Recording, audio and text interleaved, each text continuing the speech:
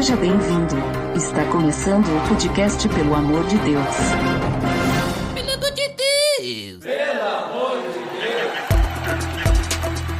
Tá no ar, podcast Pelo Amor de Deus. Eu sou Ed The Drummer e utilizando dos recursos digitais, hoje estou com um convidado direto da ChurchCon, Rodrigo Mota. Aê, tamo junto, prazerzaço estar aqui com você, cara. Olha só, e hoje estou aqui com o Rodrigo porque nós vamos conversar sobre a comunicação da igreja na era digital.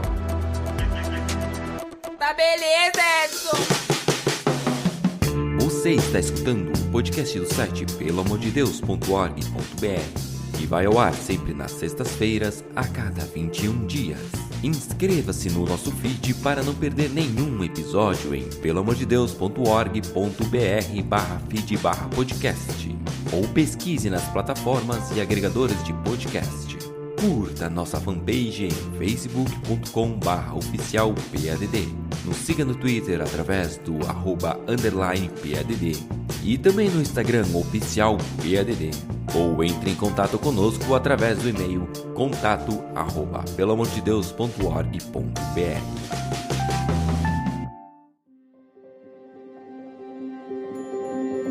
Então, Rodrigo, como comentado, hoje nós vamos falar sobre a comunicação da igreja na era digital, né? Hoje, querendo ou não temos escolha, vivemos em um mundo digital, né? Um mundo digitalizado. E a igreja, né? A não ser que a gente se isole em algum lugar, ela tá no meio desse mundo, né? Mas antes a gente falar de digital e digitalização e online e tudo mais, me diz aí o que é comunicação, né? Porque eu falei comunicação na era digital e pros nossos ouvintes que daqui a pouco, né, estão acompanhando desde sempre aí o podcast, vão lembrar que lá em 2020, fevereiro de 2020, antes da tal pandemia do Covid-19, a gente gravou um episódio sobre Ministério de Comunicação com o Paulinho lá do Irmãos.com. E aí a gente falou sobre isso, só que o episódio, né, tipo, ele teve data de validade, porque passou um mês e tudo mudou, né?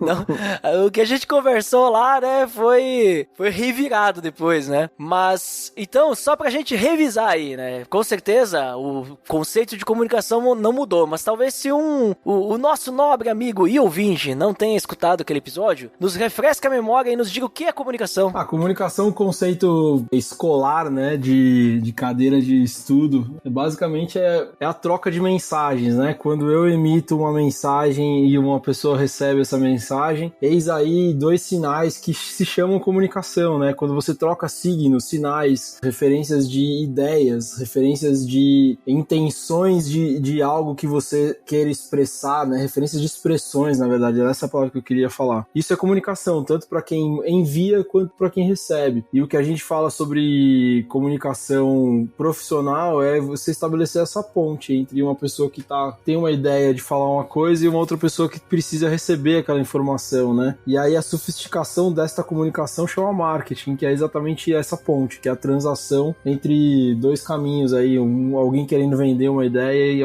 outra pessoa precisando comprar uma ideia. Então a gente está dentro desses dois conceitos, comunicação e marketing. Comunicação, eu preciso emitir um sinal, um signo, uma expressão para que alguém receba, entenda e compreenda. E aí tem vários atores, né, na comunicação. Tem o emissor, tem o receptor, tem o canal, tem uma série de possibilidades que você vai colocando para que a comunicação seja fluida, né? Seja inteligível, que ela seja percebida de fato, para que ela vire alguma informação útil para que alguém faça uma ação, né? Quando a gente trabalha com comunicação, que a gente quer mandar uma mensagem para que alguém faça uma ação. A ação pode ser entender, perceber, se emocionar, pode ser comprar, pode ser se converter, como é o caso da comunicação cristã. Uhum. Sabe o que eu acho interessante na ideia de comunicação, né? Que às vezes a gente pode pensar em comunicação que é simplesmente eu enviar uma mensagem, né? Que nem tu falou, pode ser através... Comunicação de mão única, né? Pode ser através de sinais, através, sei lá, de uma linguagem, alguma escrita, um desenho, alguma coisa assim. Uma placa de Trânsito é uma comunicação de mão única. Exato. Mas tem um detalhe, né?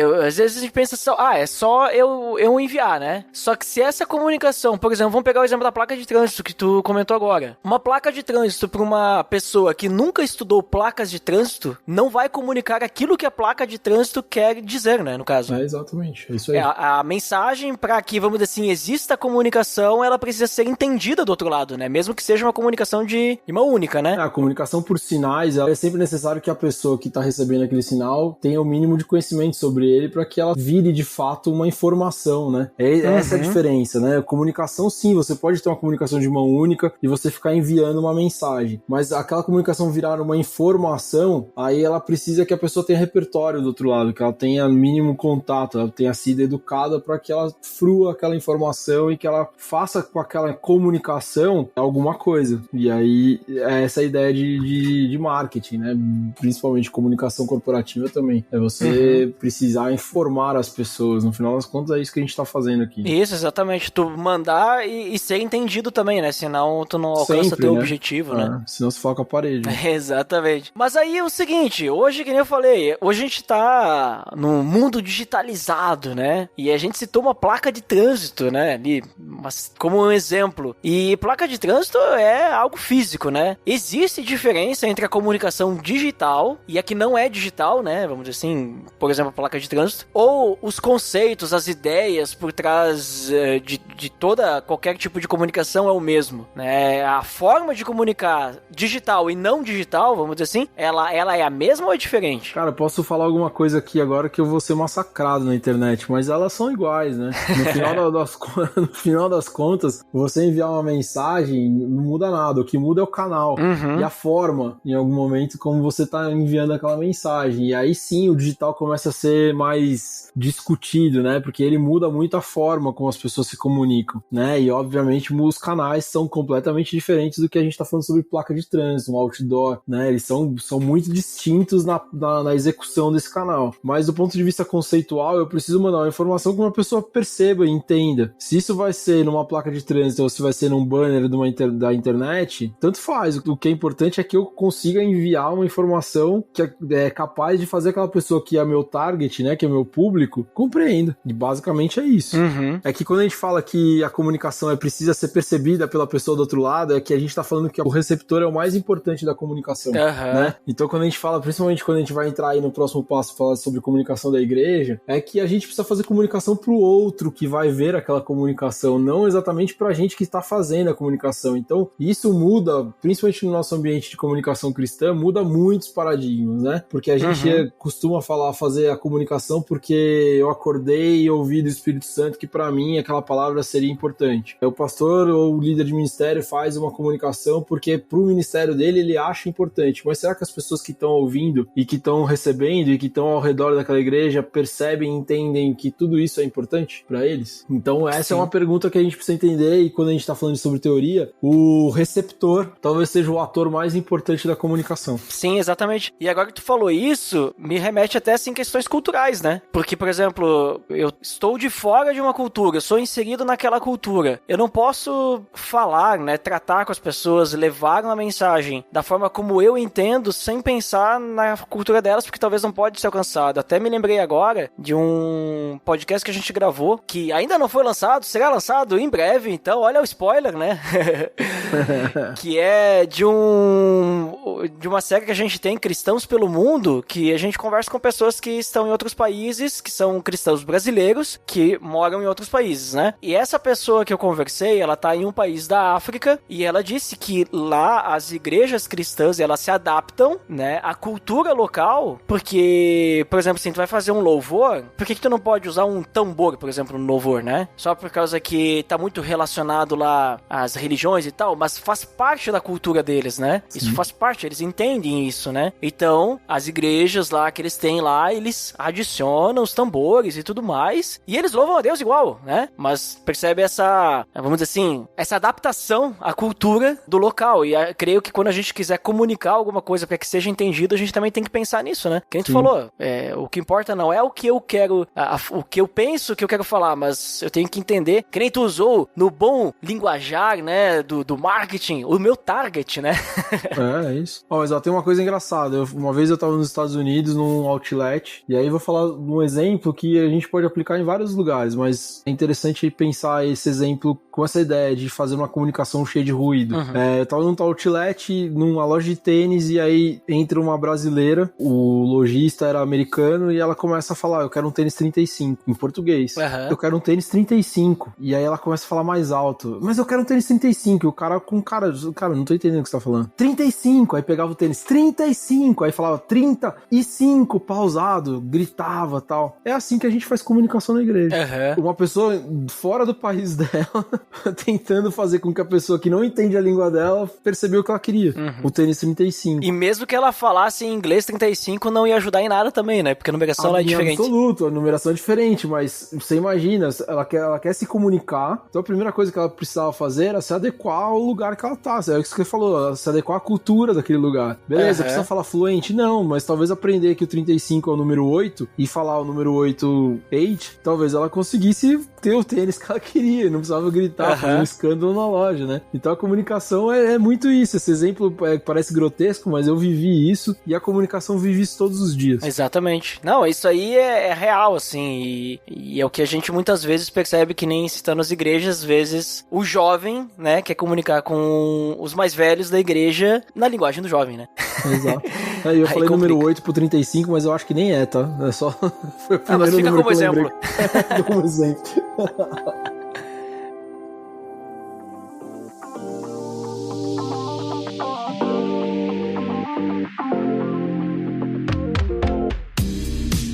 Mas então, Rodrigo, a gente comentou aí os conceitos de comunicação. Acho que o nosso ouvinte aí já conseguiu entender ali sobre de que comunicação que a gente tá falando, né? E que nem eu comentei, o último episódio que a gente falou sobre como... Não falamos bem apenas na comunicação no geral, nós falamos sobre o Ministério de Comunicação na igreja. Ele foi lançado antes do início da pandemia do Covid-19, que começou lá em 2020. Só que com a pandemia, as igrejas fecharam, lockdown e tudo mais, tudo mudou. E aí, analisando o contexto de pandemia, porque a gente tá gravando em 2022, né, ainda estamos aí no final da pandemia, esperamos, né, que seja o final, que seja acabando isso daqui, mas como é que tu percebe, assim, o impacto do Covid-19, assim, na comunicação das igrejas, assim, né, tipo, talvez seja algo que seja fácil de perceber, mas se tu puder falar a tua percepção e como é que tu viu isso? Cara, eu dei uma entrevista, a gente tá gravando em abril, né, eu dei uma entrevista no final de março,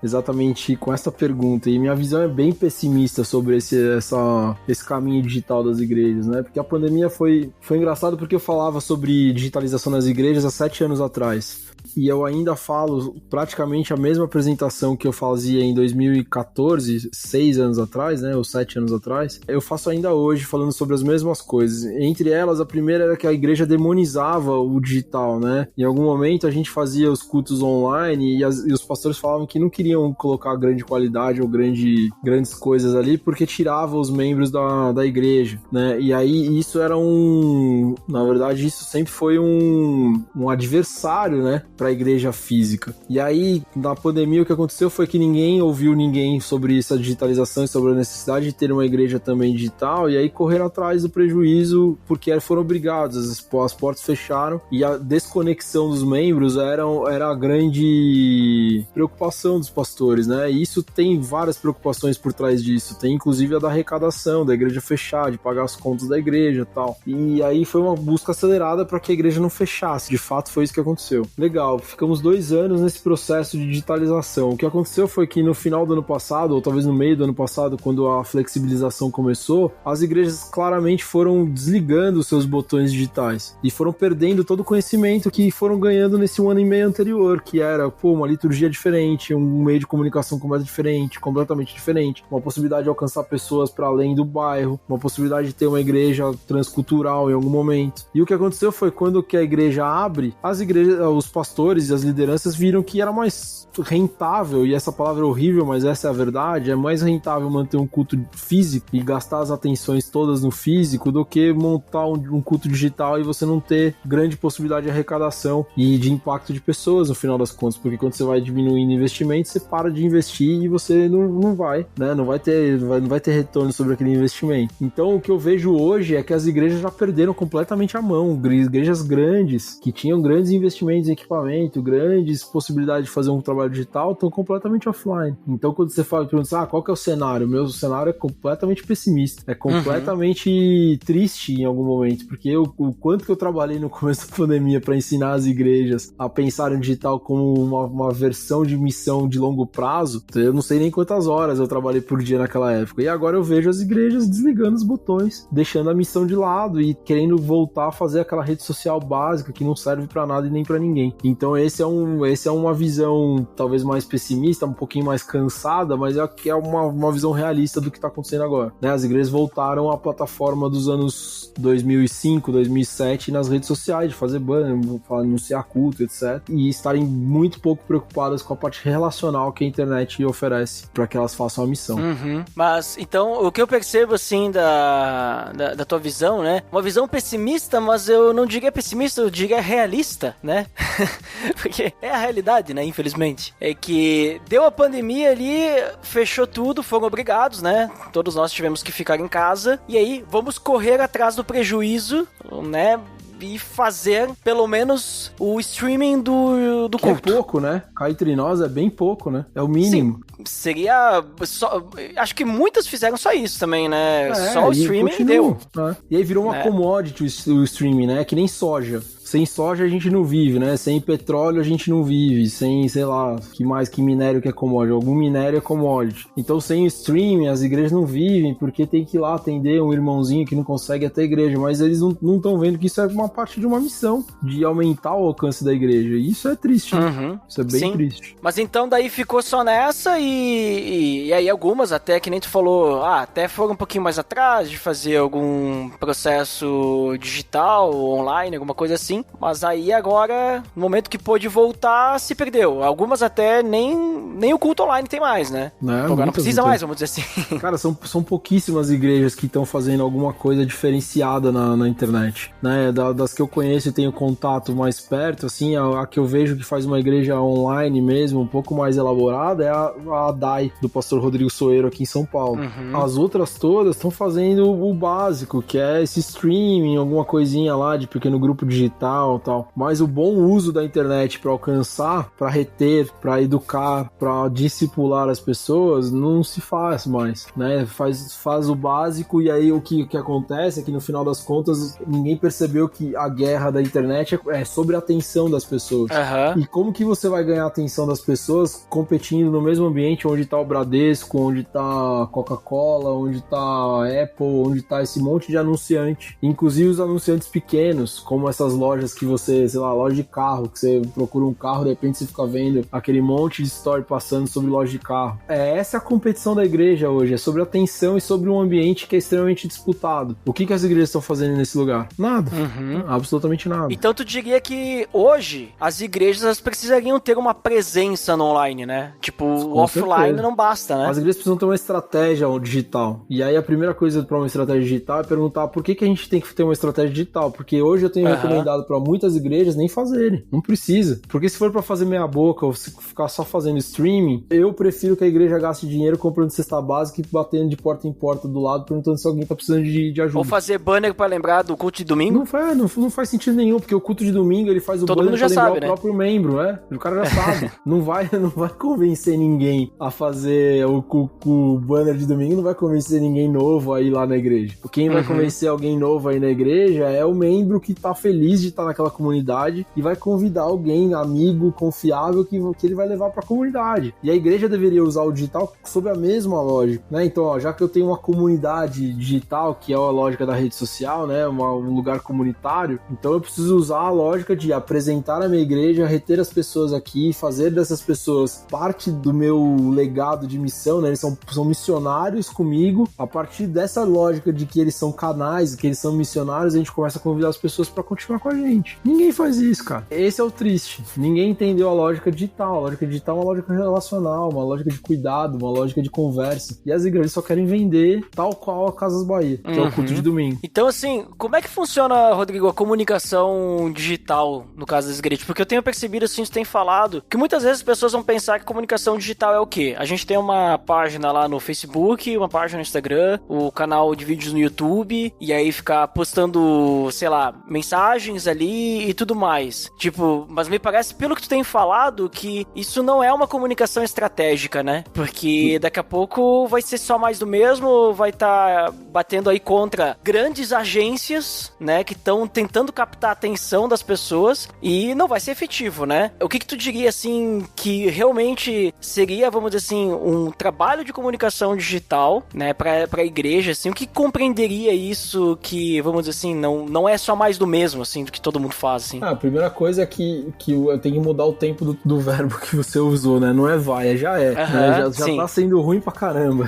Essa é a verdade, a gente já não sabe fazer. Agora, o que eu falo que é a solução, né? Não adianta ficar criticando sem mostrar a solução. A primeira coisa é que as igrejas precisam ter e oferecer conteúdo de valor, que essa é a primeira coisa da lógica do ambiente digital. E aí você pode ver todos os blogueiros, todos os influencers, todos os youtubers. Qual que é a primeira coisa que o cara faz? Conteúdo de valor pra audiência que ele quer pegar, né? Então, se é conteúdo de piada, ou se é conteúdo de maquiagem, ou se é conteúdo de unboxing, se é conteúdo de fazer slime, não interessa. Pra aquela audiência, aquele conteúdo é bom. Aquele conteúdo é um conteúdo desejável. Então, a primeira coisa que as igrejas precisam começar a pensar e fazer é o conteúdo desejável, conteúdo bom. O que é um conteúdo bom? Como que a gente poderia falar sobre Jesus adequando a necessidade das pessoas? Será que a gente não poderia falar sobre Jesus adequando o nosso conteúdo na perspectiva da dor das pessoas, da necessidade das pessoas, dos objetivos, dos anseios das pessoas? Por que coach cresce e a igreja não consegue falar e tá cheio de pastor coach agora? Porque o coach fala sobre a dor das pessoas. E o coach não tem 5% do conteúdo que uma igreja poderia ter pra falar sobre dores, pra falar sobre futuro, pra falar sobre cura, pra falar sobre empoderamento, pra falar sobre qualquer coisa. A igreja tem tanta perspectiva de conteúdo pra tratar, a única coisa é que ela não olha pras pessoas. Então a igreja não conhece as pessoas no final das contas. A igreja faz conteúdo que nem a placa de trânsito. Ela enfia conteúdo na goela das pessoas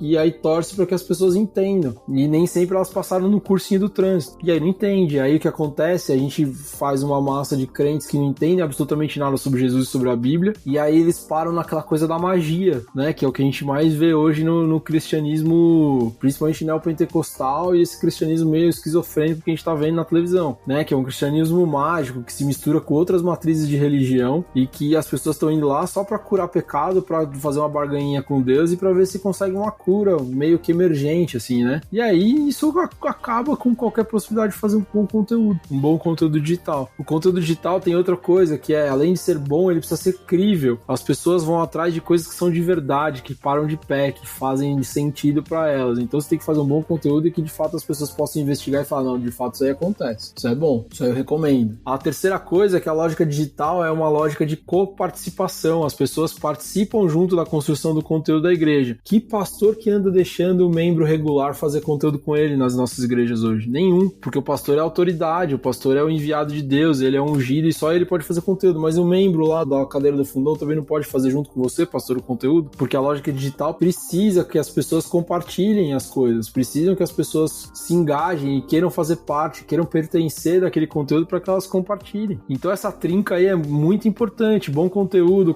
que as pessoas querem receber e querem ver que é de verdade, e a terceira coisa, que é o marketing 5.0, as pessoas querem fazer junto. E a gente, como igreja, precisa ajudar as pessoas a participarem do nosso conteúdo, a gente precisa ser só um gatilho, só um fazedor de pauta.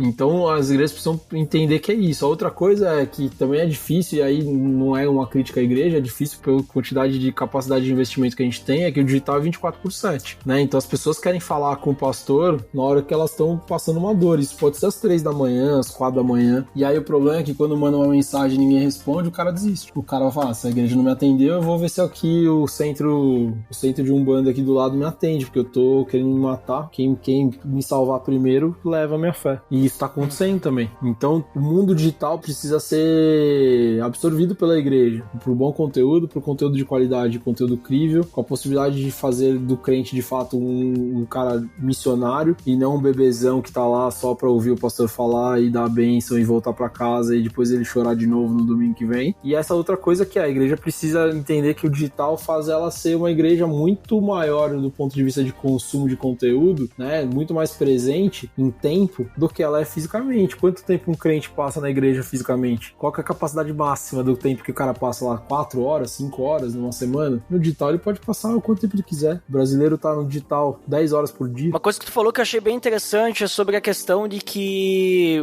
tem que criar conteúdo que agregue, né? Que, digamos assim, que as pessoas vão querer consumir aquilo, né? Porque, como a gente falou, o brasileiro ali tá direto nas redes sociais. Será que é melhor pra mim ficar vendo vídeos de 15 segundos nas redes sociais, que vou perder ali 2 horas assistindo isso daí? Ou eu ver um conteúdo que a igreja fez ali e daqui a pouco, tipo, tá maçante, né? E outro ponto ali, né, que tu falou também, é sobre a questão de tu entender o teu público e tu alcançar eles, né? E me lembrei de um caso, inclusive eu acho que eu escutei lá no podcast da ChurchCon, né? Alguém compartilhou, que foi o caso daquele ministério que comprou as palavras de pornografia no Google. Sim, e tal, né? Los Angeles, eles compraram... Na verdade, a CV Outreach faz isso aqui no Brasil também. Hoje as igrejas podem, inclusive, ser parceiros deles de graça, fazendo a mesma coisa. Essa igreja específica comprou palavras de pornografia e colocou um site, porque a pornografia estava muito atrelada a suicídio e alcoolismo, então o cara procurava palavras que não eram compradas, porque ninguém vai comprar palavrão, né?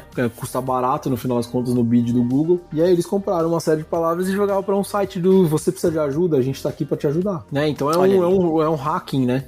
Que a gente fala hoje sobre growth hacking, que é uma das disciplinas aí do marketing mais queridas do momento, e isso é um growth hacking, isso é um hack. Você vai lá e rouba a possibilidade do cara chegar no suicídio, por exemplo, por meio de uma palavra de fé. E aí o que eu acho que é o mais legal nesse exemplo é que as igrejas precisam olhar para esse tipo de coisa imaginando que o conteúdo ordinário da igreja não serve para nada no digital. E isso que é importante de pensar. O digital tem uma lógica diferente, é uma lógica de busca, por exemplo, que essa igreja aplicou bem. É uma lógica de consumo de vídeo de 15 segundos, como você falou bem, né? Então você precisa adequar o seu conteúdo para isso. A outra coisa, você acha que nem sempre um versículo da Bíblia, que é o que as igrejas também têm mania de fazer quando falam que estão fazendo bom conteúdo, vai lá, recorta o versículo da Bíblia e joga lá numa imagem no banner. Nem sempre o versículo é inteligível para quem não é da igreja. Às vezes está numa linguagem de Bíblia diferente, difícil de entender. Não é mais só você pegar o contexto do que você quer falar no texto e aplicar na dor que você está imaginando que a pessoa que vai ver vai entender aquele texto. Fazer um vídeo de 15 segundos falando sobre suicídio, por exemplo, em vez de você soltar um texto falando que não é para tirar a vida, porque isso, a vida é dom de Deus e tal. É começar a ser mais inteligente no digital. O que o youtuber tá fazendo? O que o Felipe Neto tá fazendo que dá tanta audiência que a igreja não poderia pegar alguma perspectiva daquele conteúdo e fazer por meio de um bom conteúdo alguma coisa naquela linguagem. E é isso que as igrejas precisam gastar tempo. E para isso precisa ter boas pessoas planejando, precisa ter gente de qualidade, precisa ter gente com tempo para pensar isso, porque voluntário não tem tempo pra fazer isso. E o pastor precisa querer. E esse é outro ponto que eu ia comentar, que tu citou antes também, na questão do pastor, né? A liderança da igreja. Creio eu que para que a igreja tenha uma comunicação, vamos dizer assim, eficaz na parte digital, vai começar ali da liderança, né? Do pastor, do presbitério. E, cara, a comunicação da igreja são uns bandos de cara chato, né? Eu vou falar porque eu já trabalhei em 2 igrejas. A gente, com todo o perdão da palavra, a gente inferniza o pastor, né? Porque a gente começa a criar uma disciplina que o pastor não tá acostumado. Começa a falar difícil, porque o pastor também não tá acostumado com aquela linguagem de target, o marketing, não sei o que, né? É difícil. E outra coisa, começa a gerar trabalho, porque a comunicação precisa do pastor pra falar, pra fazer os vídeos, pra aparecer na rede social, pra fazer a pauta dos banners e tudo mais. Então, a pastorada tem dificuldade com a gente provoca no nível de dar dor de cabeça mesmo, de querer controlar um pouco mais a agenda do pastor, de dar trabalho pro pastor. Então, é difícil o pastor querer também, a longo prazo, se dedicar a isso, mas que todos deveriam, de alguma forma, querer entender um pouco mais sobre o que a comunicação pode fazer no contexto da igreja, pra aí depois escolher se ele quer ou não. Isso eu recomendo que se faça. Porque parte dali, né? Se tu tem um apoio do pastor pra trabalhar na comunicação da igreja, já é a primeira etapa, né? Pra te começar... O pastor tem que fazer parte da equipe de comunicação.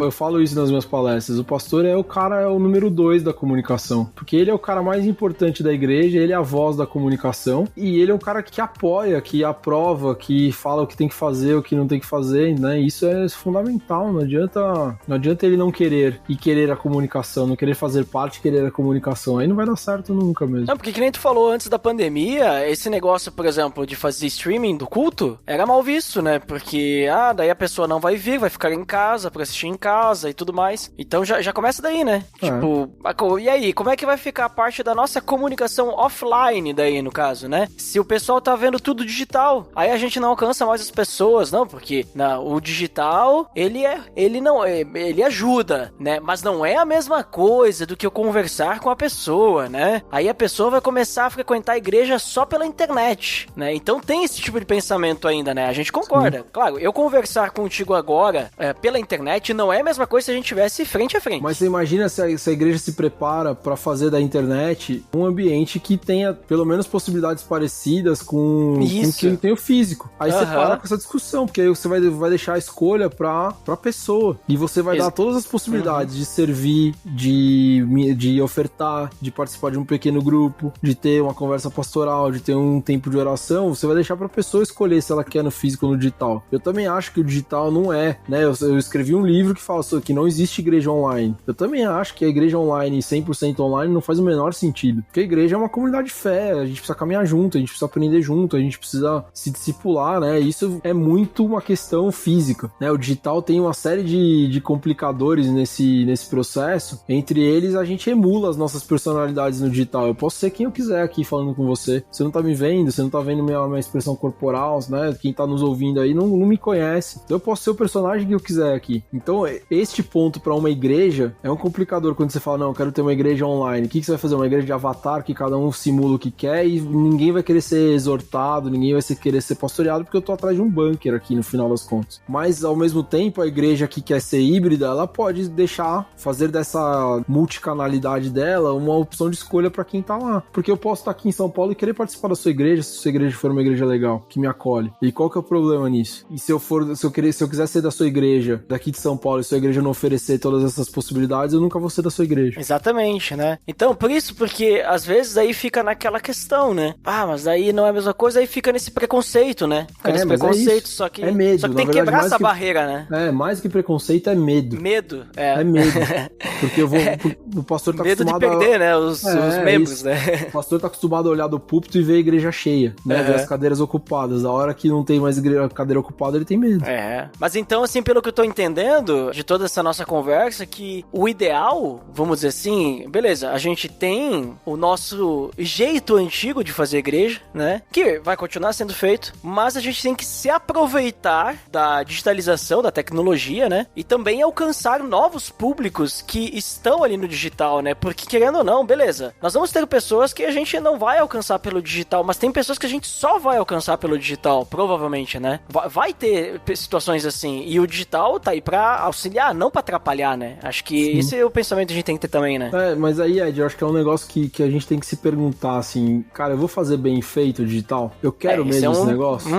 Eu quero mesmo isso? Porque pode ser que a resposta seja não quero, não vou fazer bem feito, e tá tudo bem. E aí o que a gente volta a se dedicar à igreja, que é aquela igreja que é, quando você pega as imagens das igrejas católicas, eu sempre falo isso, né? A igreja católica, como que ela é feita? Principalmente as igrejas mais antigas, ela é feita no meio da cidade, numa praça. Ela é o centro da atenção da cidade, ela é a igreja matriz, né? Aquela praça central, é onde tudo da cidade acontece, é onde todos os olhares da cidade acontecem. É o centro de convenções da cidade, eram as igrejas antigamente. E as igrejas protestantes não conseguem fazer isso. E elas não conseguem criar conexão com a cidade, no final das contas. Então o que eu acho assim, eu não quero ser digital, então beleza, então se dedique a ser a igreja da cidade. Vai ser a igreja do seu bairro. Porque se a igreja fecha, né? A igreja que não tem relevância no bairro, se a igreja fecha, o que acontece? Ninguém nem lembra da igreja, fechou mais uma. Ou se não, o que rola, por exemplo, tem uma igreja aqui, tem uma rua aqui perto da minha casa que tem 14 igrejas na mesma rua. Você acha que alguém sabe que igreja que tá uma do lado da outra? Sabem os membros só. Às vezes nem sabe que tem igreja aí. Nem sabe. Um monte de plaquinha de igreja, não sabe o que é. Por que essa igreja chama Batista e a outra chama outra coisa?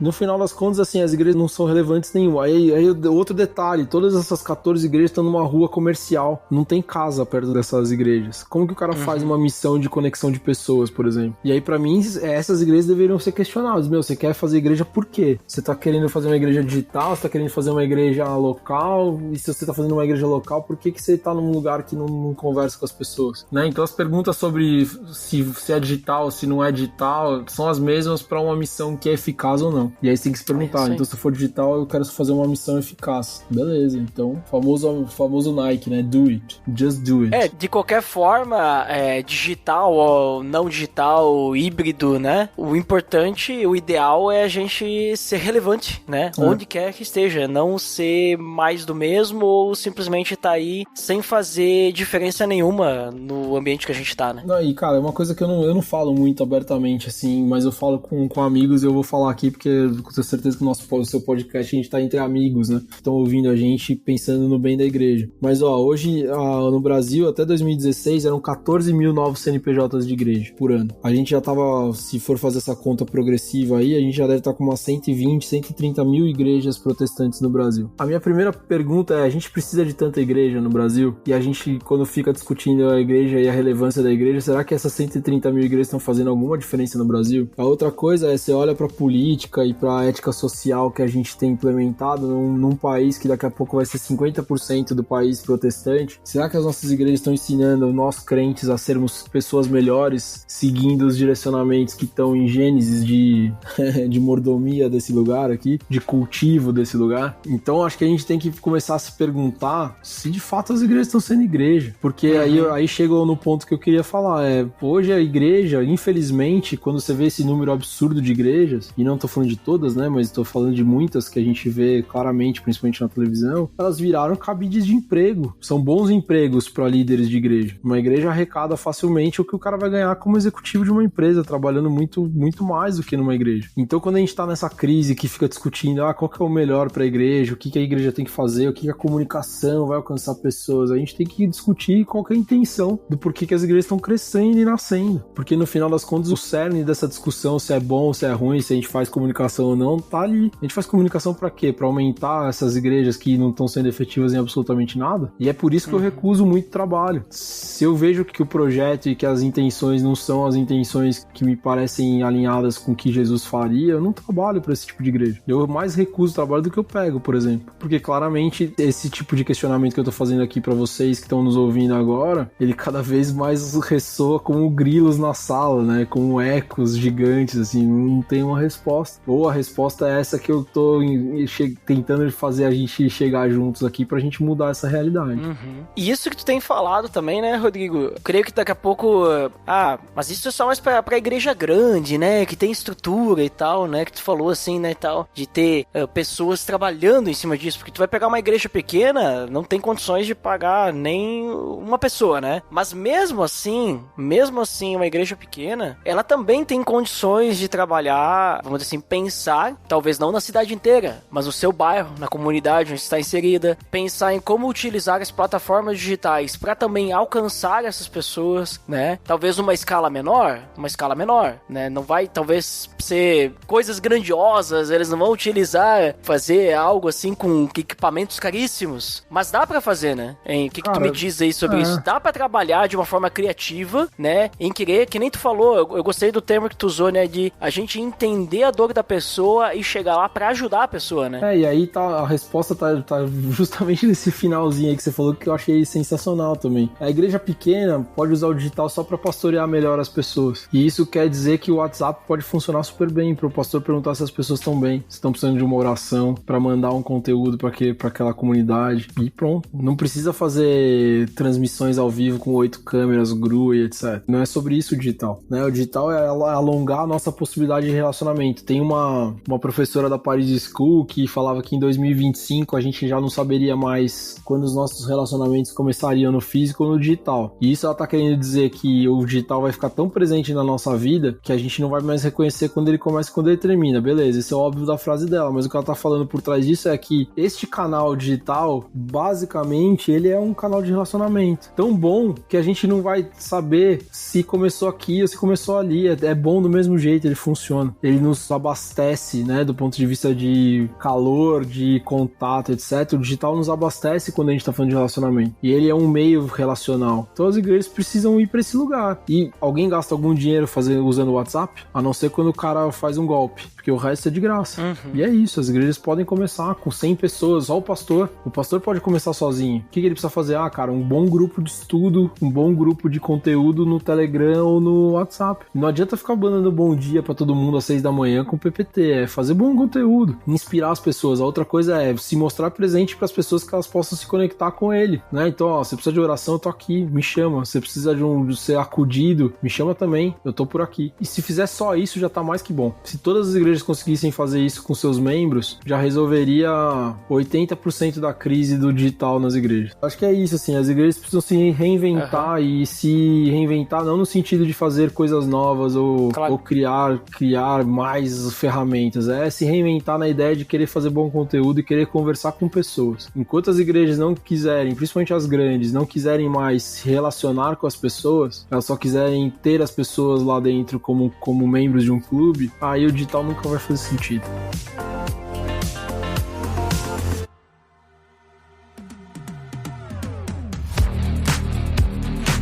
Então, Rodrigo, cara, sensacional esse papo, esse pequeno papo que a gente teve aí, né? Essas reflexões que tu levantou aí me fizeram pensar bastante e acho que depois que a gente der o stop aqui, eu vou continuar pensando. Porque são reflexões profundas, né? E coisas importantes, né? Porque tudo que tu trouxe aí, a gente tava falando digital e tal, mas serve também pra parte que não é digital, porque a gente tá falando também de propósito da igreja, falando de ser relevante e tudo mais, seja no digital ou no não digital, né? E às vezes, daqui a pouco a gente acaba deixando isso de lado e tal, esquecemos disso, andamos numa rotina na igreja com os programas e o que acontece, e a gente se esquece que a gente tá aqui pra levar a mensagem do evangelho e pra ser relevante pras pessoas, pra ser luz, né, pras pessoas, né? Cara, sensacional esse papo. Mas estamos chegando então ao fim do nosso episódio e vamos então pras considerações finais. Então, Rodrigo, nos diga aí o que você finalmente considera e depois também tu pode dizer pro pessoal onde é que eles podem te encontrar, fazer jabá e tudo mais e até explicar direito aí se existe igreja online. Acho que eu já respondi essa parte aí, né? Não, essa sim, eu só quis citar o teu livro, né? É, sim. Cara, minha consideração final é que do resumo de tudo isso que eu falo e que eu penso sobre a comunicação tá em Lucas 10. E isso eu vi num evento que o Paulinho fez, que você falou que você entrevistou ele, né? Um tempo atrás na pandemia. O Ricardo Alexandre fez a devocional do evento e eu já trabalhava com comunicação há muito tempo e eu ouvi essa devocional e as coisas... Eu talvez falasse as mesmas coisas, só que com muito menos qualidade do que o Ricardo Alexandre falava. E ele falou nesse texto, e aí as coisas se encaixaram na minha cabeça. No texto, Jesus tá mandando 72 discípulos e tá ensinando como fazer a missão. E lá ele fala, entra na cidade, dê as boas-vindas pras pessoas, entre na casa delas, durma na casa delas, come da comida delas, para que você crie relacionamento e para que depois desse relacionamento criado, e depois de um tempo, você comece a orar por essas pessoas, porque você já vai entender quais são as dores e quais são as doenças dessas pessoas. Você vai estar habilitado para orar. E ao orar e curar essas pessoas, você anuncia quem é o autor da cura e anuncia que o reino chegou. A comunicação, principalmente a comunicação digital, ela se resolve exatamente dessa forma como Jesus está falando. Primeiro você precisa conhecer, né, você precisa entrar no ambiente daquela pessoa que você quer conhecer. Depois você precisa se dedicar a conhecer e se relacionar com essa pessoa, para que você gere intimidade com essa pessoa, para que você tenha a capacidade de entender quais são os problemas dela e tentar ajudar. E quando você estabelecer uma conexão tão legal, essa pessoa vai perguntar o que tá acontecendo, por que eu tô te dando tanta moral, por que você é tão legal, o que é tão diferente em você? Aí você vai apontar para Jesus. E isso é comunicação, isso é um jeito de fazer comunicação que as maiores empresas do mundo fazem nas redes sociais e as igrejas que tem no texto de Lucas o melhor ensinamento não conseguem perceber. Então minha consideração final é que você vá até esse texto, debruce nele, entenda como Jesus fazia a missão. Jesus fazia a missão se relacionando. Ele foi até a mulher samaritana no meio-dia, num lugar onde ninguém ia, quando ela estava sozinha. E o que ele fez lá? Trocou uma ideia com aquela mulher. E ele não foi lá pregar, ser xiita, chato, né? Ele foi lá, conversou, sabia já qual era o problema, mas quis entender mais para que ela verbalizasse quais eram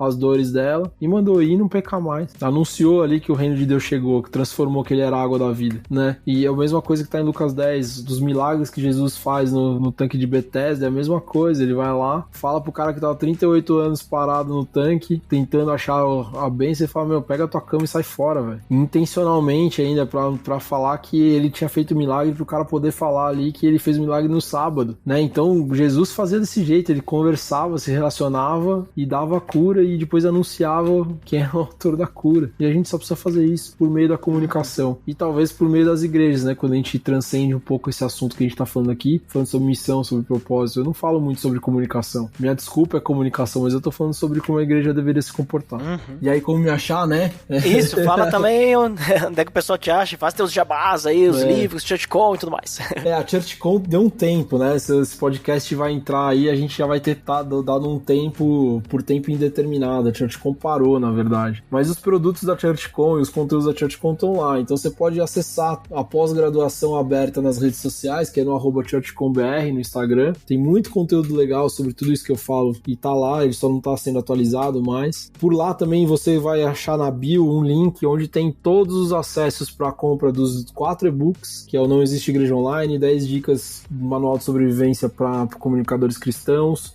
Bem-vindo à Casa e Igrejas nas Redes Sociais. São 4 e-books muito legais, necessários para quem tá fazendo de comunicação para a igreja e para pastores também, super baratinho, cada um custa acho que 15, 20 reais no máximo. Tem lá também acesso aos meus 2 livros, que aí são mais legais e é possível comprar pelas 2 editoras, né? O Marketing Cristão pela Fonte Editorial e o Igreja Digital pela editora Quitanda, que também vai lançar meu próximo livro ainda esse ano. E então essas 2 editoras você consegue comprar diretamente lá com eles. E nesse link também você acha o curso, que é o College by ChurchCon, que é um curso que se dedica a aprofundar tudo que a gente falou nesse podcast, a ensinar como se pensa a comunicação missional e como se coloca na prática a comunicação missional. É um curso muito legal, são 18 módulos, se eu não me engano, posso ter errado por um a mais, um a menos. São mais de 5 horas de aula, com aulas curtas, exatamente sobre o que a gente tá falando aqui, linguagem de internet, né? Não adianta fazer um vídeo de 2 horas e achar que você vai assistir a aula toda. Não, tem que fazer um vídeo mais curto, em que você tem uma aula profunda, com muito material anexo. Dentro do curso você ganha todos os e-books da ChurchCon, então compra um, leva 5. E aí você acha tudo isso lá por meio do Instagram, ou se não lá pelo nosso site, que é churchcon.com.br. E é isso, cara, foi um prazer estar aqui com você, eu fico muito honrado e fico muito feliz da gente fazer conexões, né? O que a ChurchCon me deu foram amigos que eu fui conectando ao longo dessa jornada e que a gente foi se encontrando e foi falando sobre o reino, falando sobre Jesus e tentando fazer deste lugar um ambiente de missão com maior performance, mais eficaz, para que de fato a gente cumpra Mateus 28, que é, vamos anunciar isso aqui porque a gente precisa passar régua, né? Jesus precisa voltar.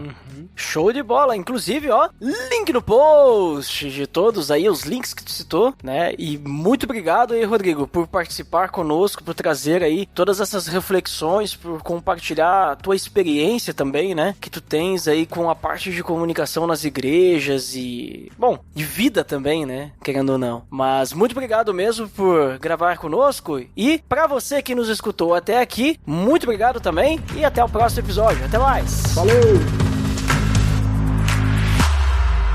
Pelo amor de Deus!